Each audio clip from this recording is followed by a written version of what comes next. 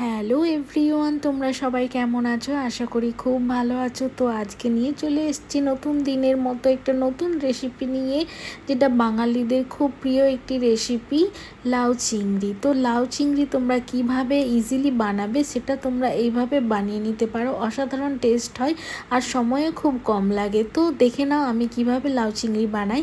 তো লাউটাকে আমি এইভাবে ঝুড়ি ঝুড়ি করে কেটে নিয়েছি। কেটে নেওয়ার পর দেখো আমি এখানে চিংড়ি মাছ নিয়ে নিয়েছি। চিংড়ি মাছগুলো আমি লবণ হলুদ দিয়ে ভালোভাবে ভেজে নেব। তো দেখো হালকাভাবেই ভাজবো, বেশি ভাজা চলবে না, তাহলে চিংড়ি মাছের গন্ধটা চলে যেতে পারে।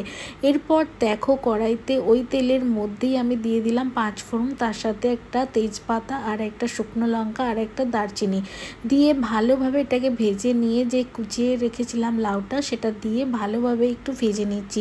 তো ভাজার সময় আমাকে দিতে হবে 1/2 চামচ লবণ, 1/2 চামচ হলুদ গুঁড়ো দিয়ে ভালোভাবে এটাকে ভেজে নিতে হবে। তো দেখো ঢাকা দিয়ে দিয়ে নাড়তে হবে, কারণ কি এর থেকে দেখবে তোমরা জল বেরিয়ে আসছে। এরপর যখন জলটা হালকা বেরিয়ে আসবে তখন দিয়ে দেবে 2 চামচ মতো আদা বাটা দেওয়ার পর এর সাথে দিয়ে দেবে লঙ্কার গুঁড়ো, জিরে গুঁড়ো, ধনে গুঁড়ো।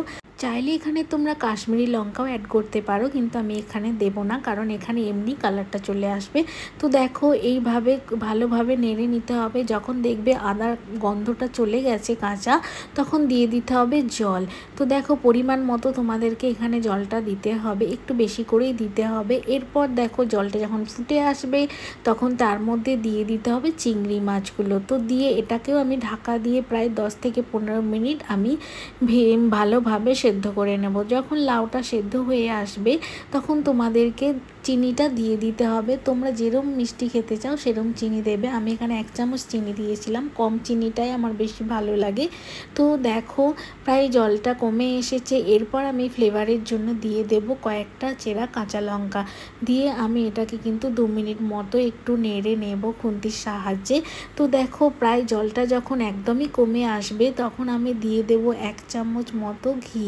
তো ঘিটা দিয়ে দেওয়ার পর ফ্লেভারটা পুরোই চেঞ্জ হয়ে যাবে। তো দেখো প্রায় আমাদের লাউ চিংড়ি রেডি হয়ে গিয়েছে। এরপর জলটা প্রায় শুকিয়ে আসলেই আমাদেরকে নামিয়ে দিলেই আমাদের রেডি হয়ে যাবে লাউ চিংড়ি। তো লাউ চিংড়ি খেতে কে কে ভালোবাসো আর কে কে এই রেসিপিটা বানালে অবশ্যই কিন্তু আমাকে কমেন্ট করে জানাবে। আর আজকের রেসিপিটা তোমাদের কেমন লাগলো সেটাও কিন্তু কমেন্ট করতে ভুলবে না। আর যদি আমার এই রেসিপিটা ভালো লেগে থাকে অবশ্যই আমার চ্যানেলটাকে লাইক আর সাবস্ক্রাইব করে আমার চ্যানেলের পাশে থাকবে। আর গরম ভাতে এটা খাবে, জাস্ট অসাধারণ লাগবে। দেখেছো কত সুন্দর কালার এসছে। তোমরাও এভাবে বানাও, দেখবে অসাধারণ টেস্ট হবে। আর দেখা হবে নেক্সট ভিডিওতে। Tata, bye bye.